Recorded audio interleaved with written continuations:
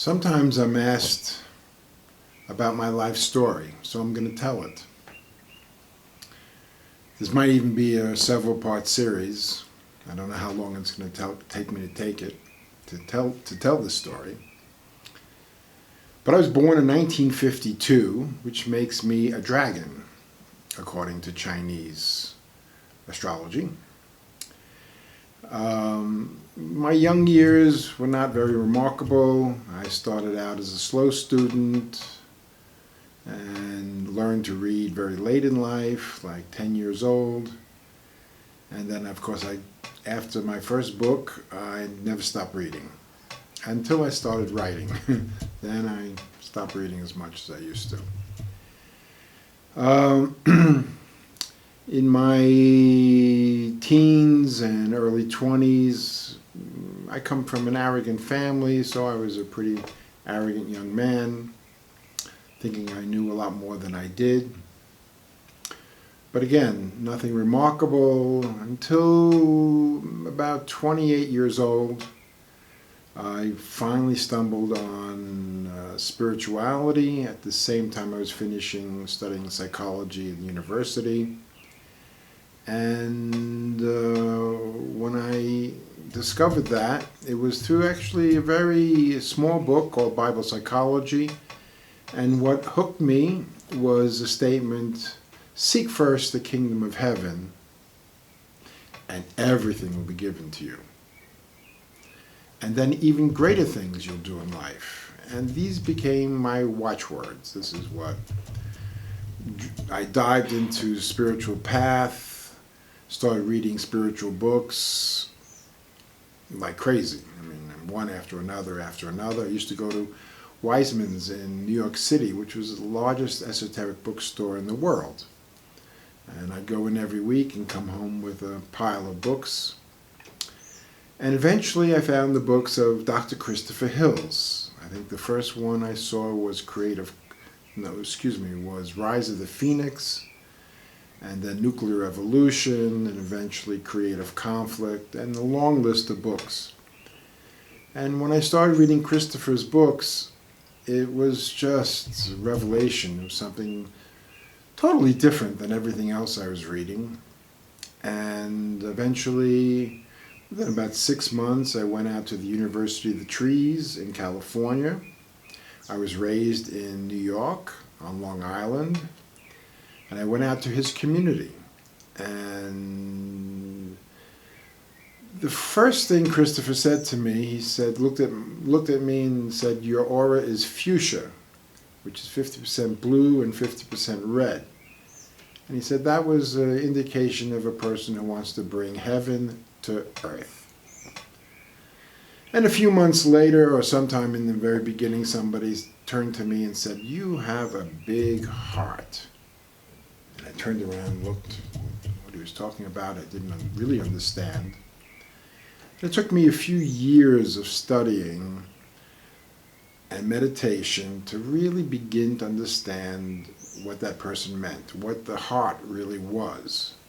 Because in my early years, I was mostly head. I had a very big, swollen head. I remember many years later listening to a tape of me asking a question to somebody, a spiritual teacher, one of my first ones, and I couldn't even understand what I was talking about or what the question was. My concepts were so elaborate. So I had a hard time at the University of the Trees. We practiced a system called Creative Conflict, where you got to see yourself through the eyes of others. It was a process of listening. It was such a difficult process and very unpopular in the world. In fact, it's the only thing you can't find on the internet or creative conflict groups. Because the first step is you had to prove you were listening to other people. And basically our egos, our minds, like to listen to themselves and not to others. So I was very, as I said, very swollen in my head. So I used to get confronted almost every day with this process, being shown by others what I was doing wrong, and I was doing plenty of things wrong. Make a long story short, I lived at the University of Trees twice, made a lot of messes and created a lot of problems for the group. And the second time I left, Christopher Hills had said to me, and now you can be a good example of the group. The first time I left, I kind of left breaking the trust of the group and having made some very big mistakes. And the second time I went back to regain that trust. And Christopher Hill said to me that the hardest thing in the world to do, or in life to do, is to regain trust once you've lost it. Well, I did regain it. I suffered a lot to do that, but I did everything I could. And from when I left the University of the Trees the second time, I went to Acupuncture School. And it was very interesting to try to merge Christopher Hill's system of color psychology with the ancient Chinese medicine, which had its own color scheme. And it was a very big challenge because I had to drop, at least temporarily, what I had already learned from Christopher Hills and just get into the Chinese medicine, and afterwards unite the two systems, which I did. From Acupuncture School, I went to New Hampshire and opened up 2 offices to practice acupuncture on Lake Wolfboro. And very quickly, the medical board went after me for practicing medicine without a license. At that point, I had become one of the first nationally certified acupuncturists in the United States.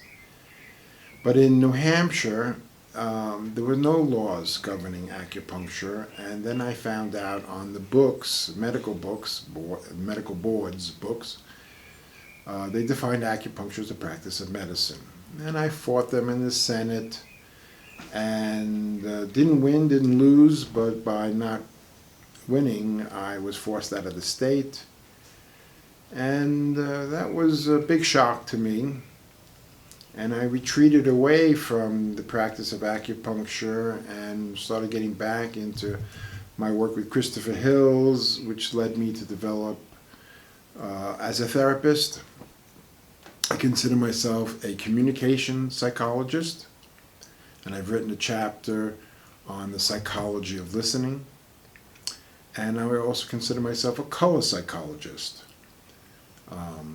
which is a very big subject, which I dived into deeper than probably any other subject. And I'll talk on another video about that. So my life changed when I was living in Gainesville, Florida, where out of nowhere, there was several women in a short period of time reached out to me to help them with their emotional problems that stem from being either raped or abused sexually as children. And I developed a new form of therapy to work with these women, and I called it hypnotrance therapy. And what I would do would be to put the women into a trance, tell them to close their eyes, and I would guide them into a very relaxed space. And I would shut my own eyes and listen to myself and go into the same space. So there I would be in a trance with another person, and then I would simply direct them from their mind into their heart. And being in a trance and given that direction, all these women, every one of them, would go right back to the trauma. And we would process in a trance, hooked up in our imaginations and our hearts. And sometimes I would process 3 hours a day with a person, with a woman, and sometimes that would take weeks. And it changed me. My whole as a man, my whole insight into women matured. Definitely matured. And through the years, I've written a lot about rape and sexual abuse and the heart. And in one of my first books called Heart Health, I defined the heart as the vulnerability of being. Vulnerability is what we come to the world with. It's our ability to feel and to be hurt and misunderstood, judged. Most people today are hiding their vulnerabilities, and thus they live in a state of their egos or minds, defending themselves from further hurt.